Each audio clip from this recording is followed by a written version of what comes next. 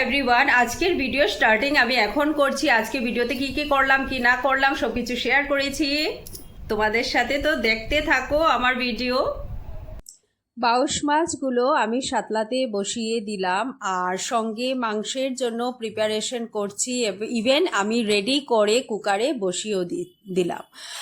আর এদিকে সব কিছু একসাথে দুপুরে কাজ থাকে, তো এদিকে মাছ সাতলানোরও ওয়েট করছি। তাড়াতাড়ি মাছ সাতলালে এদিকে আমার কাটা, কারণ আলু ঝিঙ্গা দিয়েই করব বাউশ মাছ, তাই ভাবছি। আর মার সাথে তাই বলছি যে আলু ঝিঙ্গা দিয়ে পাতলা ঝুল গরমের মধ্যে কিন্তু খেতে খুবই দারুণ লাগে। তো এই ভেবেই কাটা দুপুরের জন্য বসিয়ে দিলাম। আমি বাউশ মাছ ভাজা করলাম। বাউশ মাছ কিন্তু আমি আলু আর ঝিঙ্গা দিয়ে করব। তো আলু আর ঝিঙ্গা দেওয়ার জন্য সম্বাস দিয়ে আমি কড়াইয়ের মধ্যে দিয়ে দিলাম আলু আর ঝিঙ্গা। প্রথম আমি একটু সময় সাতলিয়ে নিলাম। সাতলিয়ে নেওয়ার সাথে সাথে সেখানে নুন আর হলুদের গুঁড়া দিয়ে আমি আর একটু সাতলালাম। আর ওইদিকে কুকারে কিন্তু আমি মাংস বসালাম। মাংস কুকারেই করলাম, কারণ লোকাল মানে চিকেন যেটা কুকারে কিন্তু টেস্টি হয়। তো টেস্টি না, অ্যাকচুয়ালি সিদ্ধ হয় ভালো করে। তো এদিকে আমি ভালো করে, আর এদিকে প্রচণ্ড গরম। গরমের মধ্যে বৃষ্টির কোনো মানে একটু সময় বৃষ্টি দিয়ে যায়, আর এই বৃষ্টি দেওয়া মানে আরও গরম আমাদের মানে উপরে এসে পড়ে। তো এদিকে আমি জল দিয়ে দিলাম আলু আর ঝিঙ্গা সিদ্ধ হওয়ার জন্য। আর এদিকে আমার কুকারে সিটিও দিয়েছে, মানে আমি ওয়েট করছি কখন আমার চিকেনটা হয়ে যাবে। আর কড়াইয়ে কিন্তু চিকেন রান্না করলে খুবই ভালো হয়, কিন্তু অনেক টাইমের দরকার, যে টাইমটুকু হয়তো আমাদের সব কাজ করে দেওয়াটা পসিবল হয় না। আর এদিকে আমি দেখছি মাংস আর আলুগুলো সিদ্ধ হচ্ছে কি না আমি ভালো করে মানে চেক করছি। তো এদিকে আবার আমি বলছি যে কড়াইয়ে হলে খুবই ভালো, কড়াইয়ে। কিন্তু আজ কিন্তু কুকারে রান্নাটা খুবই ভালোই মানে ফ্লেভার আসলো, খুবই ভালোই হচ্ছিল। তারপর আমি এদিকে গরম মশলাও অ্যাড করে দেব। চিকেনটা প্রায় হয়েই গেছে সিদ্ধ, তো আমি গরম মশলা অ্যাড করে দিলাম। আর ওইদিকে আমার আলু আর ঝিঙ্গাও সিদ্ধ হতে আছে। আর বৃষ্টির ভাব একটুকু নেই। তো রৌদ্র, প্রচণ্ড রৌদ্র, আবার হঠাৎ করে বৃষ্টি চলেও আসতে পারে, মানে কোনো ঠিক থাকে না। এখনের সিজন এত খারাপ, মানে প্রায় মানুষের জ্বর সর্দি কাশি লেগেই আছে। আর এদিকে আমার দেখো আলু আর ঝিঙ্গা প্রায় সিদ্ধ হয়েই আসলো। তো সিদ্ধ হওয়ার সাথে সাথে আমি ভেজে রাখা মাছটুকু কড়াইয়ে দিয়ে দেব। আর এদিকে আমার অনেক কাজ আছে, কারণ ঘর ঝাড়ু দেওয়া, ঘর মোছা। তোমাদেরকে বলেছি আমার মাসি মানে যে ছিল, তো উনাকে এখন ছেড়ে দিয়েছে, উনি একটু অসুস্থ। তো ছেড়ে দেওয়ার পর এখন সব কিছু করে আর তারপর মানে প্রচণ্ড বিকাল দিকেই হয়ে যায় না, বলতে গেলে দুপুর পেরিয়ে যায়, তারপর আমার ভাত খাওয়া হয়। মানে এত সারা দিনের কাজ থাকে, ঘর ঝাড়া পোছা এগুলো তো থাকেই। তো এদিকে আমি মাছ দিয়ে দিলাম আর তরকারি এদিকে জাল হওয়ার জন্য ছেড়ে দিলাম। আর এদিকে আমার চিকেনটাও কিন্তু হয়ে গেছে, আর এদিকে আমার মাছটাও হয়ে গেল। উতলানোর সাথে সাথে ফ্লেভারটা দারুণ আসছিল। কাঁচা লঙ্কাও কিন্তু আমি অ্যাড করেছি, কারণ পাতলা করে গরম দিনে মাছের সাথে কাঁচা লঙ্কা দিলেও দারুণ হয়। এই দেখো আমার লোকাল চিকেন রেডি হয়ে গেল, সঙ্গে আলু ঝিঙ্গা দিয়ে বাউশ মাছও হয়ে গেল। কমেন্ট করবি আজকে দুপুরে কার কার ঘরে কি কি রান্না হয়েছে। তো এই রান্না আমার দুপুরের। এখন জাস্ট দুপুরের খাওয়া শেষ হলো। আজকে আর বেশি কিছু আমি শ্যুট করতে পারিনি, এত কাজ ছিল। আর এই দেখো আমরা লালুকে, এই দেখো আমাদের লালু গেল ঠিক পুকুর পাড়ের এদিকে, দেখছে কার সাউন্ড পেয়েছে বা কিছু। ও যখনই এইভাবে তাকায়, তো এদিকে দেখো আকাশের অবস্থা প্রচন্ড রোদ, বাট এক সাইড কিন্তু অন্ধকার হয়ে আসছে, জানি না বৃষ্টি হবে কি না। গাছের অবস্থাও একদম কাহিল, কারণ প্রচন্ড রোদ, আর রোদে তো গাছের মানে দিকে চাওয়াই যায় না। এদিকে দেখো আমার মিকু পার্টি ঠিক আমাদের বিল্ডিং এর উপরে দৌড়াদৌড়ি করে, ঠিক এইভাবে কিন্তু ও এক বিল্ডিং থেকে আরেক বিল্ডিং এ যায়। তো মুরগি উড়ে এটা শুনতাম, বাট দেখতেও পেলাম আমরা। আমাদের ঘাট থেকে এদিকে মিকুকে লালুকে দেখা যাচ্ছে।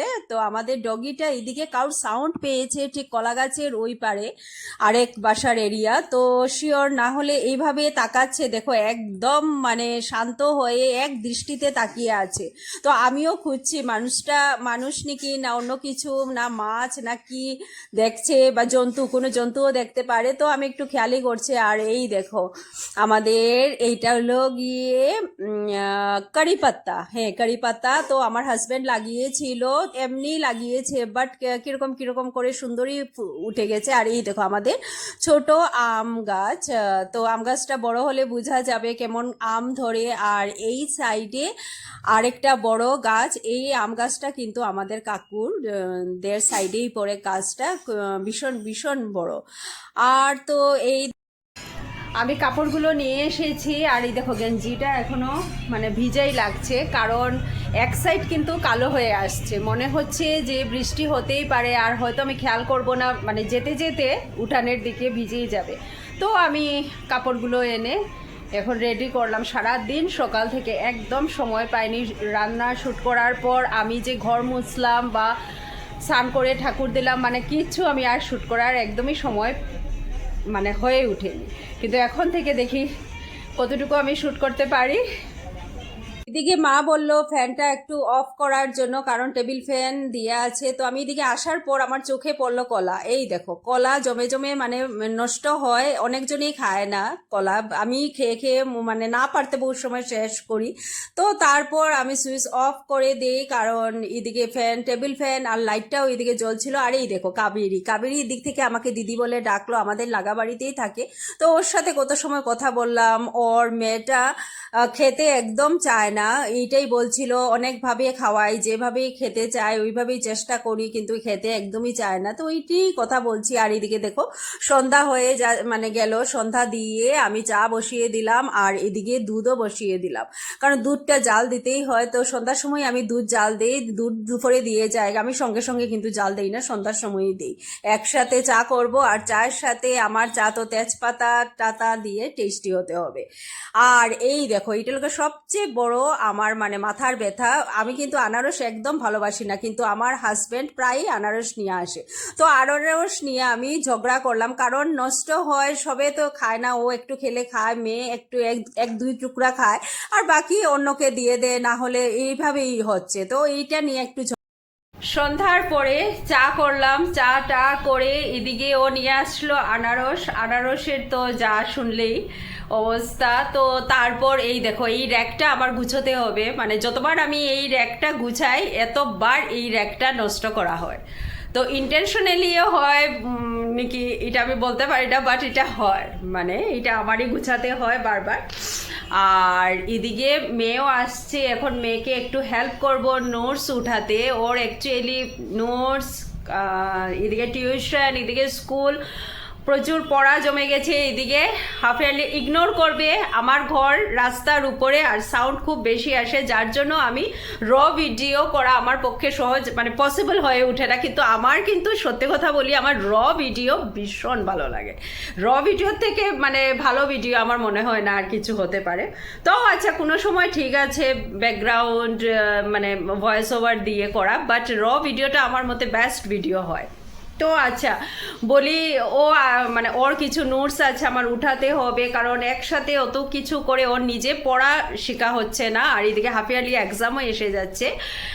তো আজকে আমি এতটুকু শেয়ার এখন পর্যন্ত করতে পারলাম। আর যদি কিছু সম্ভব হয় তাহলে আমি শেয়ার করব, আমি শিওর না, কারণ আমার এডিট করতে হবে, ফেসবুকের জন্য এডিট করতে হবে, ইউটিউবের জন্য এডিট করতে হবে। তো আজকের মতো এতটুকু আমি বলতে পারছি না, বাট সবাই ভালো থাকো, সুস্থ থাকো। আমি নিয়ে আসবো নেক্সট ডে এগেইন আরেক কিছু কাজ শেয়ার করব, যেরকম আমার পসিবল হয়। আমি মানে যতটুকু আমার পসিবল হয় আমি কাজ শেয়ার করব, রান্না শেয়ার করব। অবভিয়াসলি সব কিছু কিন্তু আমি এক নাগাড়ে শেয়ার করতে পারি না, কারণ অনেকগুলো কাজ থাকে আমার, উপর নিচে করতে হয়। সো যতটুকু আমার পসিবল হচ্ছে আমি করে যাচ্ছি, নেক্সট আরেকটু করার চেষ্টা করব। তো ওকে বাই, সবাই ভালো থাকো, সুস্থ থাকো, আজকের জন্য এতটুকুই।